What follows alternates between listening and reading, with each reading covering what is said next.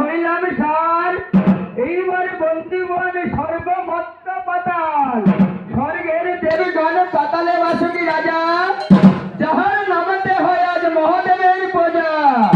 এইবার বন্দিব আমি মর্তে আছেন যত গুণীজন, করজনে বন্ধিলাম আমি তাদের চরণ।